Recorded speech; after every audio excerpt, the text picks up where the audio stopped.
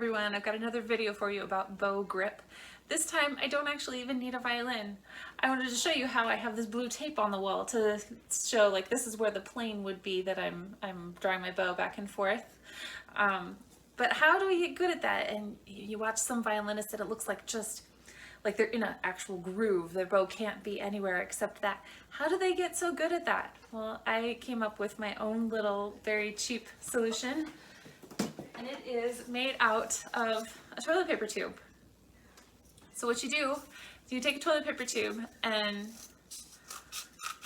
I cut mine because I wanted it to match the size of my hand. So I needed to make it a little smaller than that. So for beginning students, you like make this really tight. Make it a very small hole. Then what you're going to put on it is a place for your thumb, because you want to encourage this grip, not this. This will never work for you. You want this kind of grip. And you want that pinky to be curved. So these two things, plus flapping fingers over. And so in order to get that, you put a hole in where your thumb would be, a hole for your pinky, and then you teach these fingers to reach over and feel that groove. So they're really way far over. So I'm going to show you one that I've already made. And it's blue because once I made that cut, I taped it back together with my favorite tape. So here's the hole. I just stuck a hole for my thumb, and there's a hole for my pinky, and then I can reach over and there's the groove that I can feel with my fingers. And so that is how I would hold a very crude bow, and it really just gets the feel that that thumb has to be this way, the pinky has to be this way, and the fingers flop way over.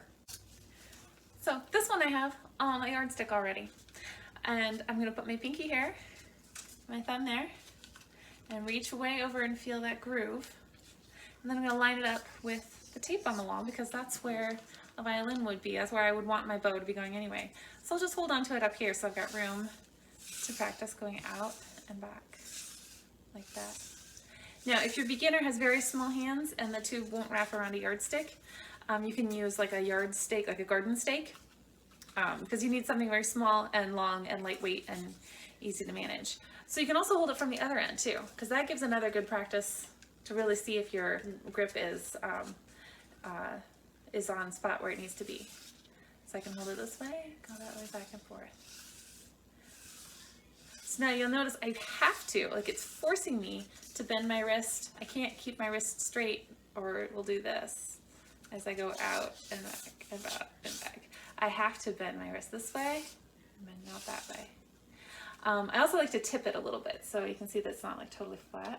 I tip it over because that's what we do with a bow. You kind of roll it over a little, and that encourages you to raise that wrist up a little, and raising it up makes it a little easier to bend back and forth.